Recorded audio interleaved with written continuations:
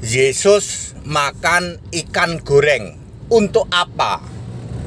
Saya Pendeta Henry Tandianta, Master of Bibliology Studies, akan menjelaskan dengan cara yang sederhana, mudah dipahami. Yesus makan ikan goreng untuk apa? Lukas ya, Lukas. Assalamualaikum warahmatullahi wabarakatuh. Berjumpa lagi dengan Dr. Akal News ya, channel Porta Berita yang menyajikan informasi seputar dunia lintas agama secara tepat, cepat, akurat, dan terpercaya. Di kesempatan kali ini kita akan mengabarkan ya, akhirnya pertanyaan yang sering ditanyakan oleh teman-teman mengenai mengapa Yesus itu makan ikan goreng setelah ia bangkit. Mengapa? Bukankah dia baru bangkit dari yang namanya kematian? Mengapa aktivitas yang pertama ia lakukan malah makan ikan goreng?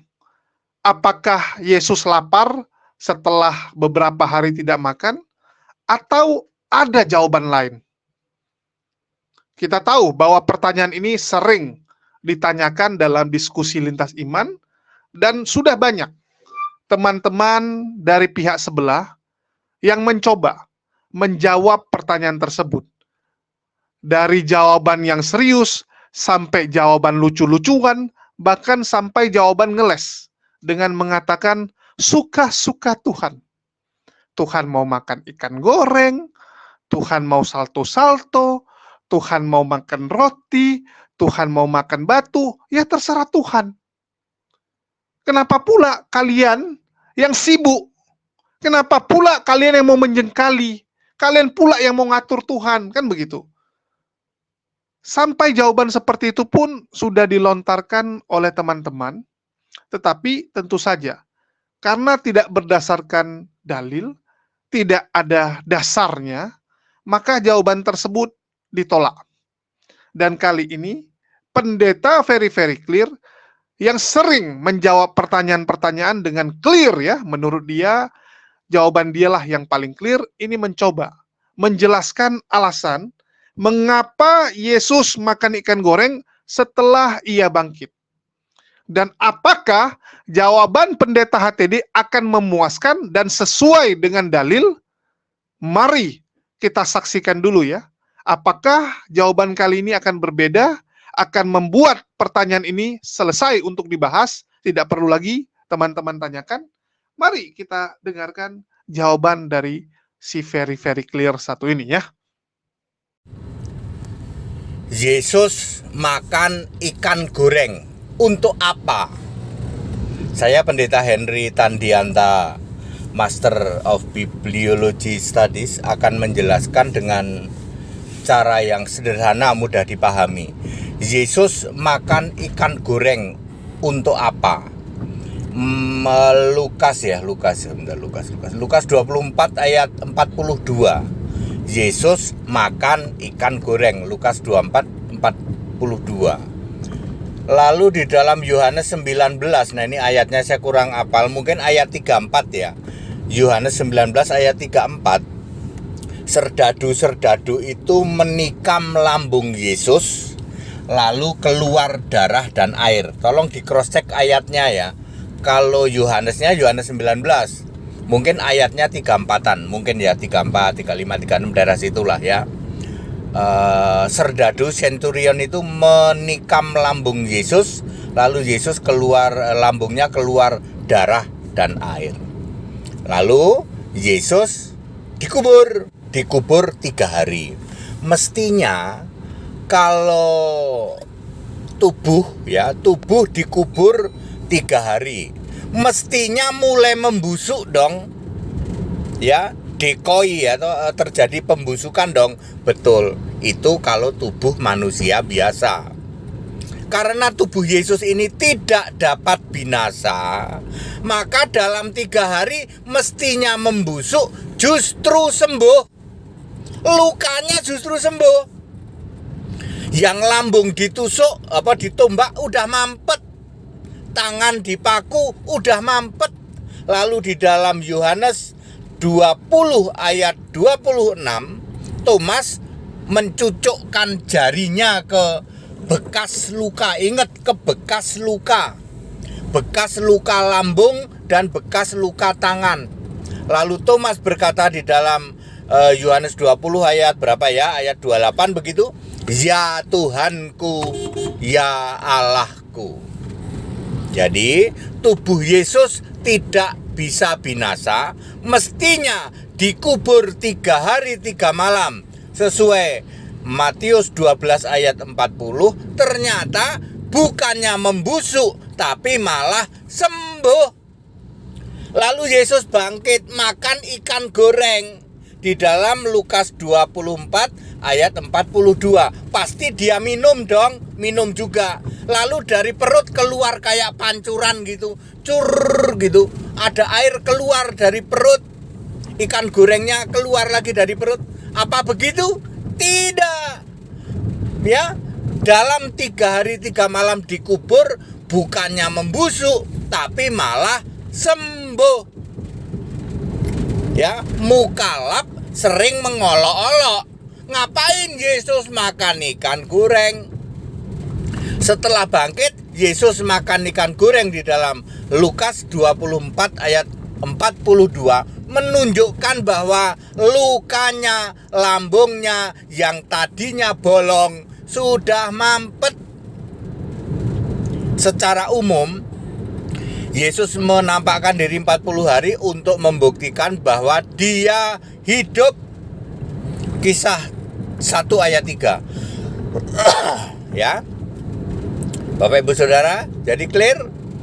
Ya, para mukalab yang tidak paham Alkitab ya, bisanya cuman koar-koar doang, mengolok-olok doang, dan dia juga tidak merasa berdosa. Bagi dia mengolok-olok itu malah pahala katanya. Mengolok-olok umat lain, keyakinan lain itu malah dapat pahala, kata dia. Namanya juga mukalab ya, mukalab kaleng-kaleng ya. Yesus ngapain makan ikan goreng? Pak HTD, Tuhanmu itu kenapa bangkit makan ikan goreng? Ya, untuk membuktikan bahwa lambungnya sudah mampet, sudah sembuh. Tadinya di dalam Yohanes 19 ayat 34 kalau tidak salah ya, Centurion atau para serdadu itu menikam lambung Yesus. Tentu bolong karena keluar apa? Darah dan air. Gitu ya Pak ya, nggak pernah terpikir Pak. Mereka mengolok-olok ya, namanya mukalab ya, IQ-nya tiarap ya. Mukalab IQ-nya tiarap ya. Para mukalab itu IQ-nya tiarap, bangga banget mengolok-olok ya. Padahal pamer dia bahwa dia itu tumpul pikirannya karena tidak mengerti kitab suci. Ya biarin aja lah ya. Ya, buat seru-seru aja. Kalau bagi HTD itu buat seru-seru aja. Mukalab mengolok-olok itu sebenarnya dia sedang pamer. Makanya mereka nggak ada yang berani kalau sama HTD. Hati-hati nanya ke HTD, nanti dikek balik. Lawang nanya Yesus makan ikan goreng aja sama HTD langsung dilurusin nih. Nanya aja dilurusin loh. Kamu nanya itu salah. Nanyanya bukan Yesus hanya makan ikan goreng, makan roti bakar juga. Itu ya, di kitab Yohanes Yesus makan roti bakar dan ikan bakar juga untuk sarapan. Ya. Terus ngocor lagi nggak Pak dari lambungnya keluar gitu kayak pancuran gitu. Nah itu kan otaknya mukalab itu mah. Ya, dia nggak sadar ya bahwa Yesus makan ikan goreng, Yesus makan roti bakar, makan ikan bakar ya. Salah satunya dalam rangka menunjukkan bahwa mestinya tubuh itu dikubur 3 hari membusuk, ini malah sembuh. Ya, sehingga Thomas juga ngelihat bekas luka. Namanya juga bekas luka, artinya lukanya sudah sembuh. Anda pernah punya bekas luka? Ya. Misalnya luka kena apa gitu ya, terus terluka ya, sobek, terus dijahit, terus nanti ada bekas luka. Namanya bekas luka itu ya berarti sudah sembuh lukanya. Pak, kalau luka di hati ada bekasnya nggak Pak? Itu mukalab yang kebanyakan. Ya, sudahlah ya. Luka di hati ada bekasnya nggak Pak ya? Jadi clear Bapak Ibu Saudara ya. Yesus makan ikan goreng untuk apa? Ya, ini mengungkap bahwa memang tubuh Yesus tidak bisa binasa. Ya, tidak di dalam kebinasaan di kitab mana ya? Kitab Roma kalau nggak salah itu ada. Ya, tidak Yesus tidak dibiarkan di dalam kebinasaan. Ya, lalu dibangkitkan pada hari yang ketiga. Ya, tubuh dikubur, habis digebukin, dicambukin gitu ya. Ya, Yesus kan dipukulin, dicambukin, digebukin, apalagi ya itu yang tertulis di Alkitab seperti itu ya. Terus tusuk lambungnya ya, diberi racun tapi nggak mau ya. Itu orang mukalaf juga kayak gitu tuh. Yesus mati diracun ya, jangan nanya sama HTD, langsung tak jeglekin ya. Yesus dikasih 2 racun, yaitu anggur asam campur empedu dan anggur asam campur mur. Itu racun, tapi Yesus tidak minum, menolaknya. Tapi mukalaf namanya juga buta huruf. Ya, mukalaf pada buta huruf itu. Kalau baca cuman sampai di situ. Yesus diberikan oleh anggur campur empedu, titik. Lah lanjutannya kalimatnya nggak dibaca, namanya buta huruf. Ya. Kalimat lanjutannya kan ada, dan Yesus mencicipi atau mengecapnya dan menolaknya. Minum aja enggak kok dibilang mati diracun. Ya, delosor IQ-nya. Ya, saya mesti ngomong begitu ya. Para mukalaf itu tidak merasa berdosa, mengolok-olok, menjelek-jelekan umat lain, merasa tidak berdosa dan tidak punya kemaluan. Tidak punya malu. Malunya sudah putus. Ya. Ya, dijeglekin kayak gini, yang disalib itu Yudas.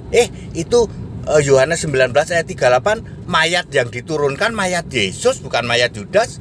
Nggak malu dia, nggak punya rasa malu.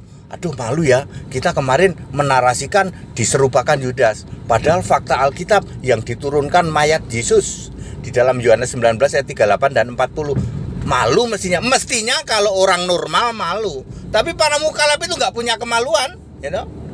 Malunya udah urat malunya udah putus seperti itu ya. Ya, dikasih bukti bahwa Yesus makan ikan goreng ya, karena salah satunya juga membuktikan nggak cuma ikan goreng ya, ikan goreng, ikan bakar, roti bakar, pasti minum juga, untuk membuktikan bahwa dalam 3 hari lukanya jadi sembuh. Tadinya bolong, keluar air dan darah.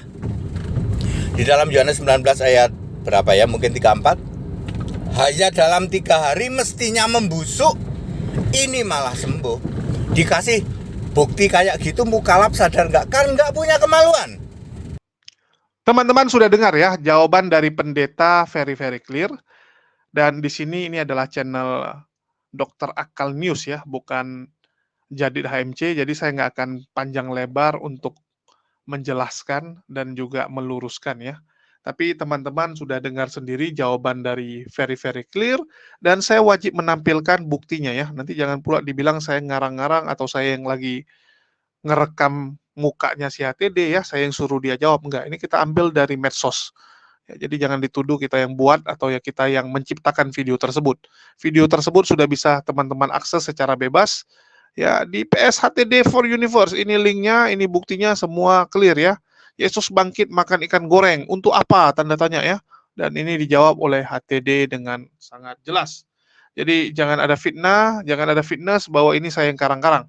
Karena teman-teman sebelah ini, terutama dari kalangan Polikardus, sering sekali mengeluarkan fitnahan-fitnahan kepada saya dengan mengatakan bahwa sayalah yang mengarang video tersebut, saya yang rekam, saya yang sutradara, saya yang produksi ya. Padahal jelas-jelas ini sudah bisa diakses di medsos. Jadi apa yang sudah ada di medsos kita bisa ambil memang. Ya itu nggak istilahnya nggak kena masalah karena memang sudah ada di medsos. Yang penting jangan kalian ubah-ubah. Ya, oke. Jadi clear ya, ini pernyataan HTD dan kita coba luruskan sedikit ya. Walaupun ini HMC News, saya rasa perlu beberapa hal kita luruskan sedikit supaya teman-teman tahu. Yang pertama, HTD mengatakan 3 hari harusnya sudah busuk. Loh, bukankah Yesus itu dimandiin, ya, terus juga diolesin minyak dan sebagainya gitu. Tubuhnya yang diturunkan dari kayu salib Bukankah tubuh pria tersebut diolesin minyak dan ya hal-hal yang lain yang istilahnya itu ramuan-ramuan pada zaman dulu yang tujuannya tentu saja untuk mencegah pembusukan, ya. Atau mungkin malah untuk menyembuhkan, kita nggak tahu ya, itu untuk penyembuhan atau apa, kenapa Yesus diolesin seperti itu, dan itu bukan dikubur ya. Yesus bukan dikubur tapi dimasukkan ke dalam satu gua, ya, dimasukkan ke dalam gua, terus gua tersebut ditutup, dan Yesus diletakkan di atas batu gitu. Ya, dianggap seperti mejanya lah. Jadi di atas batu itu Yesus diletakkan dan nggak sampai 3 hari, jangan lupa ya, cuma 2 hari sebenarnya kalau kita ngikut waktu kita sekarang. Cara perhitungan waktu kita 2 hari. Tapi cara perhitungan orang Yahudi ya terserah mereka lah. Mereka bilang hitungan hari itu sudah masuk hari ketiga karena mulainya dari sore kan gitu.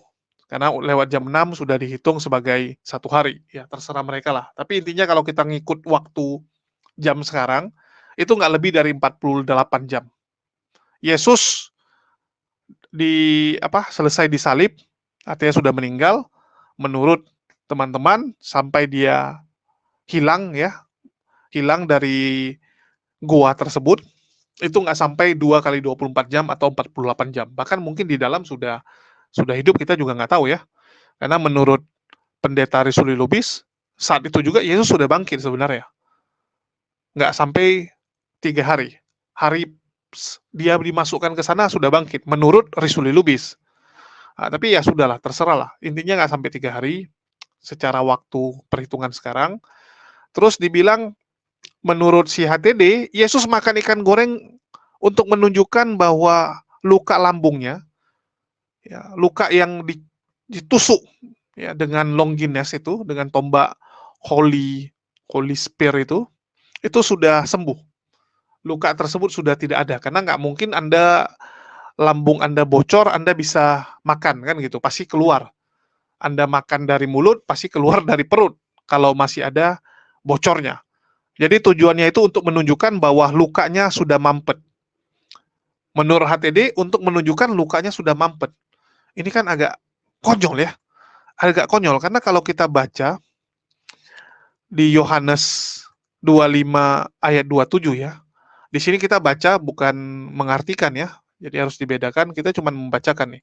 Karena menurut dia Thomas memegang bekas luka. Menurut dia bekas luka itu artinya sudah tidak luka. Ada bekasnya aja gitu kan. Kayak kita misalnya punya bekas luka jatuh.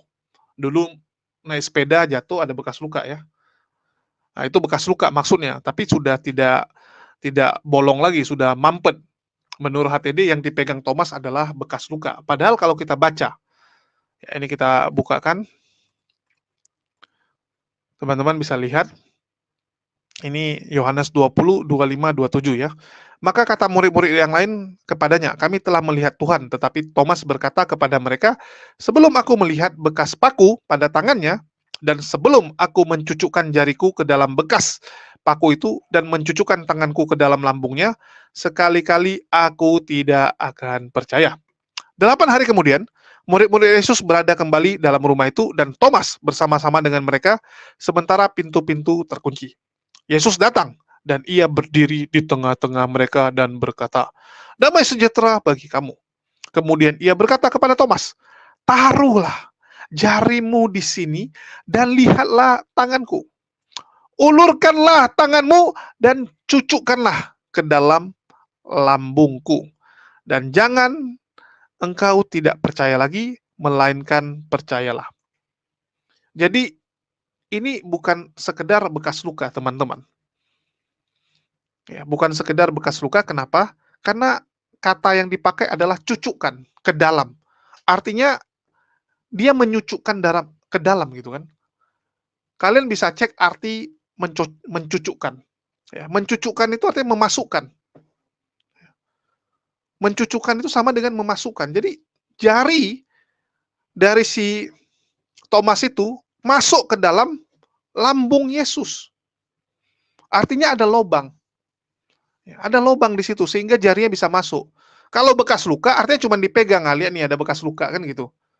Lihatlah bekas lukaku kan gitu. Lihatlah bekas luka di lambungku.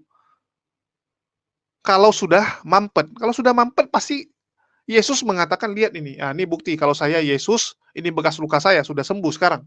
Ini enggak, cucukkan ke dalam. Bayangkan teman-teman, jari Thomas masuk, ya, masuk ke dalam lambung Yesus saat itu. Itulah arti dari mencucukkan ke dalam lambung.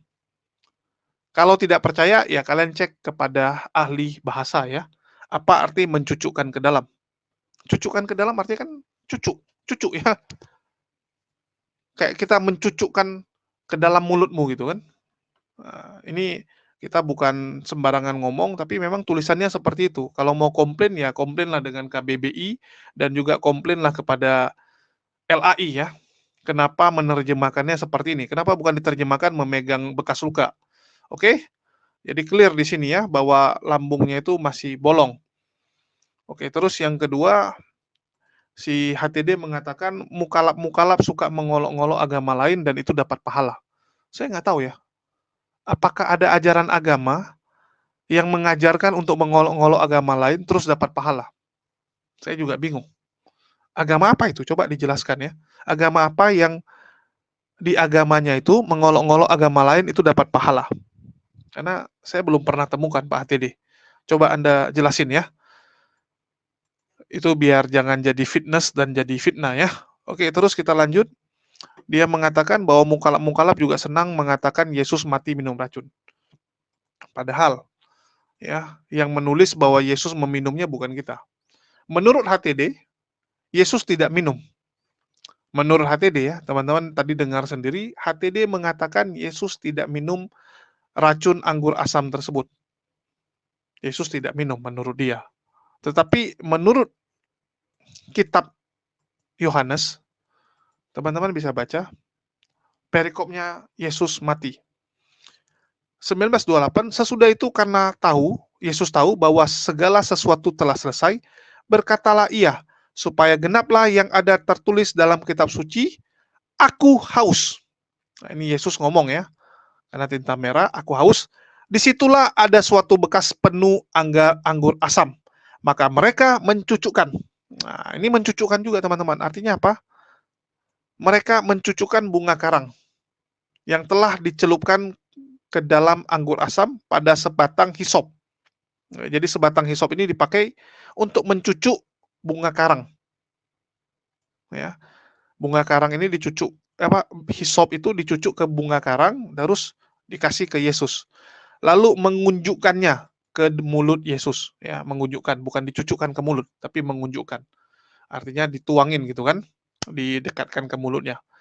Sesudah Yesus meminum anggur asam itu, berkatalah ia, sudah selesai. Lalu ia menundukkan kepalanya dan menyerahkan nyawanya.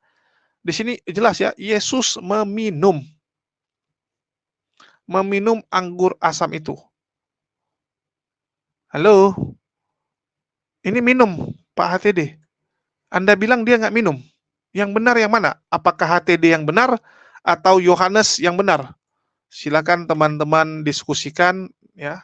Teman-teman yang pikirkan sendirilah, karena ini internal kalian ya, kita nggak ikutan mana yang benar, dan saya rasa teman-teman Kristen yang sering baca Alkitab juga tahulah mana yang benar, minum atau tidak minum ya.